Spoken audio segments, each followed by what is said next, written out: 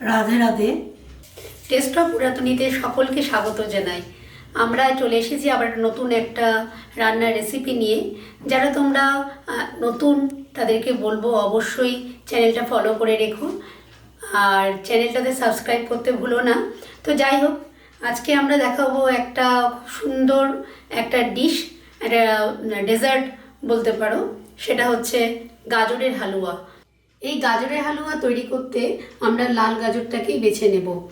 এই লাল গাজরের হালুয়া করলে কিন্তু তার স্বাদ কিন্তু অনেক বেড়ে যায়।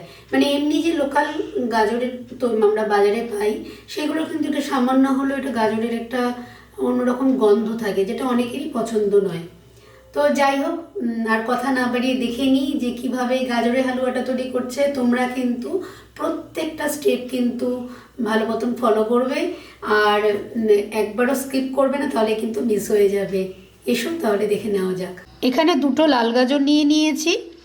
মোটামুটি এটা 250 গ্রাম দাঁড়াবে খোসা ছাড়ানোর পরে। তারপরে নিয়েছি 350 গ্রাম দুধ, পাশে রয়েছে খোয়া ক্ষীর 30 গ্রাম, আর রয়েছে চিনি 75 গ্রাম, আর রয়েছে ঘি, তারপরে এলাচ, ছোটো এলাচ, কিছু কাঠবাদাম, কিছু কাজু বাদাম, কিছু কিশমিশ। গাজরগুলোকে আমি একটু ভালো করে ধুয়ে নিয়েছি। ধুয়ে নিয়ে খুব ধীরে ধীরে একটা পিলার দিয়ে খোসাগুলো ছাড়িয়ে নেব। এই যে দেখো, দুটো গাজর আমি ভালো করে ছুলে নিয়েছি। ছুলে নেওয়ার পরে দুদিকটা একটুখানি কেটে নিয়েছি। এবার এটাকে ঝিরিঝিরি করে কাটবো।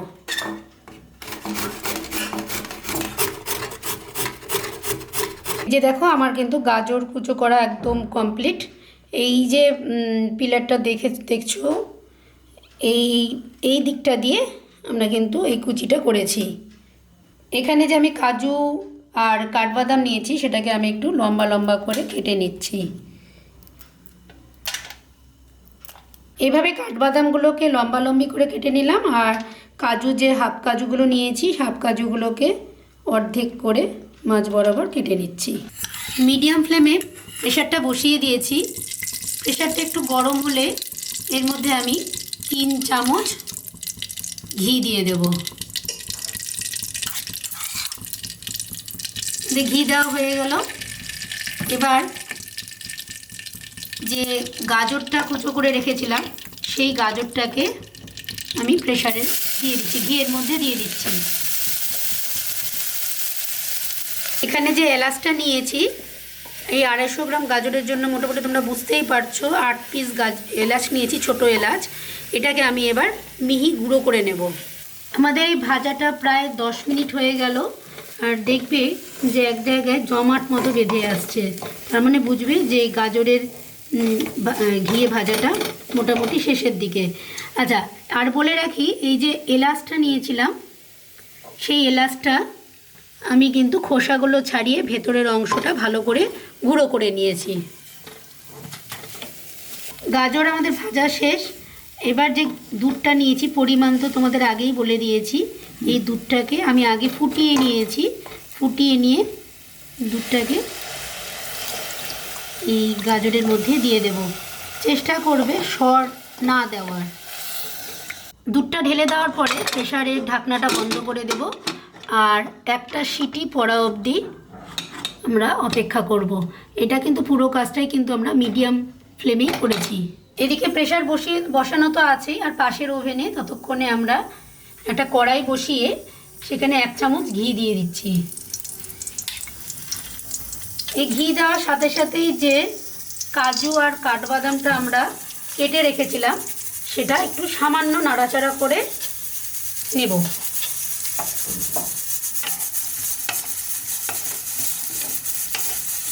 কয়েক সেকেন্ডে মোটামুটি নাড়াচাড়া করে নেব। একটা সিটি পড়ে গেছে, এবার গ্যাসটা বন্ধ করে দিচ্ছি। কাজু আর কাঠবাদামটা এই 30-40 সেকেন্ড মতন একটুখানি হালকা আছে ভেজে নিয়েছি। ভেজে নেওয়ার ফলে যে কাঁচা গন্ধটা সেটা চলে যায়। এবার এটাকে উঠিয়ে নিচ্ছি একটা পাত্রে। প্রেসারে ভেপারটা পুরোপুরি বেরিয়ে গেছে। এবার প্রেসারটাকে আমরা খুলে নিচ্ছি। এই যে দেখো, প্রেসারটা খুলে নেওয়ার পরে গাজরটা এরকম থাকবে। একটু জল মানে জল তো না, এখানে দুধ দেওয়া আছে। এইবার যে পাশের যে কড়াইটা ছিল সেই কড়াইটাতে আমি দিয়ে দিচ্ছি গাজরটা। একটু মিডিয়াম ফ্লেমে কড়াইটা বসিয়ে এই পুরো সম্পূর্ণ গাজরটা দিয়ে দিচ্ছি। ফ্লেমটা হাইয়েই রেখেছি। হাইয়ে রেখে এবার গাজরটাকে অনবরত নাড়া দিতে হবে। যতক্ষণ না শুকোচ্ছে পুরোটা ততক্ষণ অবধি আমাদের নাড়া দিয়ে রাখতে হবে। যে এক্সেস যে দুধটা ছিল সেটা কিন্তু অ্যাবজর্ব করে গেছে নাড়া দেওয়ার ফলে। এবার যে খোয়া ক্ষীর নিয়েছি সেই খোয়া ক্ষীরটা দিয়ে দিলাম, দিয়ে আবারও এটাকে খানিকক্ষণ নাড়াচাড়া করতে হবে। গাজরটা দেখো একটু শুকিয়ে গেছে অনেকটাই, আর শাকের মতন একদম জায়গায় একটা জটলা পেকে গেছে। এই অবস্থায় আমরা এখন চিনিটা দিয়ে দিচ্ছি। যে পরিমাণ চিনি আমরা বলেছি সেই পরিমাণ চিনিটা দিয়ে আবারও নাড়াচাড়া করব। চিনিটা দেওয়ার জন্য একটু দেখো একটু জল মতন হয়েছে। এটাকে আবার শুকানোর জন্য কিছুক্ষণ হালকা হাতেই নাড়া দিতে হবে। দেখো এটা কিন্তু হয়ে গেছে, একদমই জল নেই, জলের ভাবটা নেই। এবার এর মধ্যে 1 চামচ ঘি দিয়ে দেব। পরপর কিছু জিনিস দিয়ে দেবো, তো ভালো করে লক্ষ্য করো। দিয়ে দেব যে এলাচটা গুঁড়ো করে রেখেছিলাম সেই এলাচ গুঁড়ো, কিশমিশ, আর সাথে দিয়ে দেব যে কাঠবাদাম আর কাজুটা আমরা ভেজে রেখেছিলাম সেই কাজু আর কাঠবাদামগুলো। জিনিসটা আমার পুরোটা তৈরি হয়ে গেছে। আলুয়াটা একদম দেখো একদম জড়িয়ে আসছে। কড়াই থেকে যখন দেখবে যে ছেড়ে দিচ্ছে তখনই বুঝতে পারবে এটা হয়ে গেছে।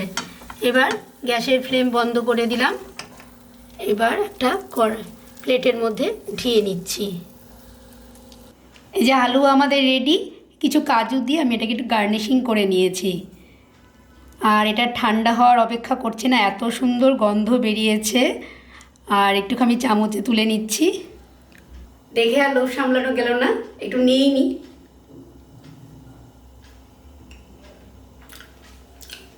খুব সুন্দর হয়েছে, অপূর্ব। গাজর মানে গাজরের যে কাঁচা গন্ধটা ওটা তো এক ফোঁটাও নেই, মানে এত অপূর্ব, খুবই সুন্দর। তোমরা এইভাবে করে দেখো, আশা করি ভালো লাগবেই। আমাদের গাজরের হালুয়া তো একবারে তৈরি হয়ে গেছে। আমি যেভাবে করেছি সেইভাবেই করার চেষ্টা করো, দেখবে খুব ভালো লাগবে। খুব সুন্দর ডিশ এটা, খুব সুন্দর হচ্ছে, সত্যিই তাই। আর আমাদের চ্যানেল টেস্ট অফ পুরাতনীকে সাবস্ক্রাইব করতে ভুলো না। আমাদের ভিডিওগুলো কেমন লাগছে তা অবশ্যই জানিও। আর তোমরা কীরকম ভিডিও তোমরা দেখতে চাইছো, কীরকম রান্নার ভিডিও। আরেকটা কথা বলে রাখি, আমাদের কিন্তু প্রত্যেকটা কিন্তু রান্না কিন্তু সম্পূর্ণ নিরামিষ। লাইক কমেন্ট শেয়ার করতে ভুলো না। আজকে তাহলে এতক্ষণই থাকো, আবার দেখা হবে আসছে দিনে। জয় নিতাই, জয় গুরু।